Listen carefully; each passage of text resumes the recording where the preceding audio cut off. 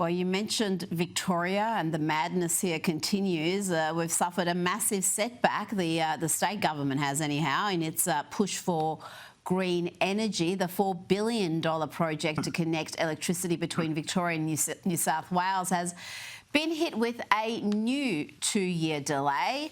Ian, the Australian reports that this new timeline is going to raise fresh doubts over the Albanese government's ability to double the share of renewable energy in the power grid by 2030. We're supposed to be at 82% by 2030. That's double the current levels. Is that even feasible? Never mind whether it's desirable, is it even feasible?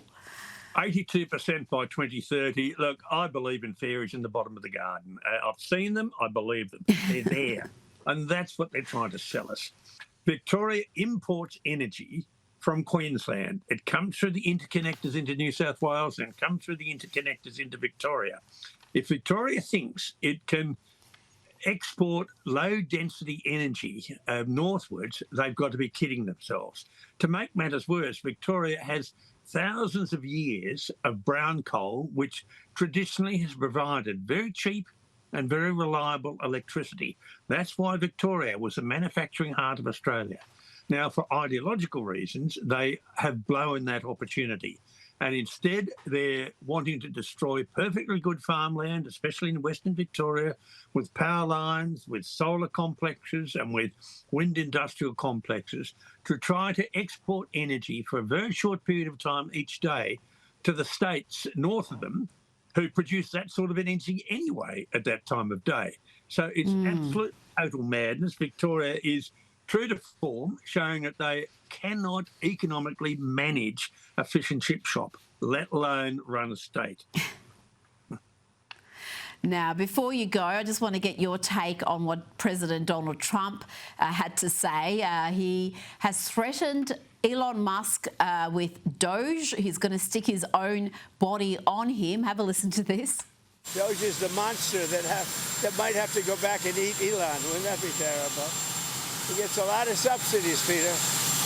But Elon's very upset that the EV mandate is going to be terminated. And you know what? When you look at it, not everybody wants an electric car.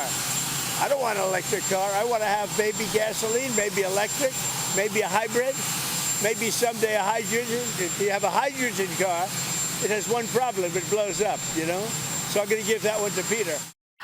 He's kidding around. I mean, he really is the funniest president we'll ever have. But he is serious. He is hilarious. But he is serious about those EV mandates. It should be about choice. It should be about what you want to spend your money on. They've got it right in the US. Where are we in? Well, we've got it absolutely and totally wrong. I do a lot of long-distance driving. There is no way I'd even think of doing it in an EV because I'm going to be stuck out back for days waiting for help. So he's quite right. In the US, they have no need for EVs. We have no need for EVs in this country unless you drive a couple of kilometres a week going out and doing the shopping or getting some dog food or whatever. But they are expensive. They depreciate very quickly. They explode, they catch a light. You can't travel long distances. It's not for this country. It might be if you live in the centre of Brussels or somewhere like that. So he's absolutely right. He's also using this as an opportunity, I think, in a fairly childish way to have a crack at Elon Musk. They've had a bit of a falling out, but what do you expect with two great men and two great egos? Two big egos, and the bromance is over, but I think they will reconcile at some point. Professor Ian Plimer, thanks for your time tonight. Good night and thank you.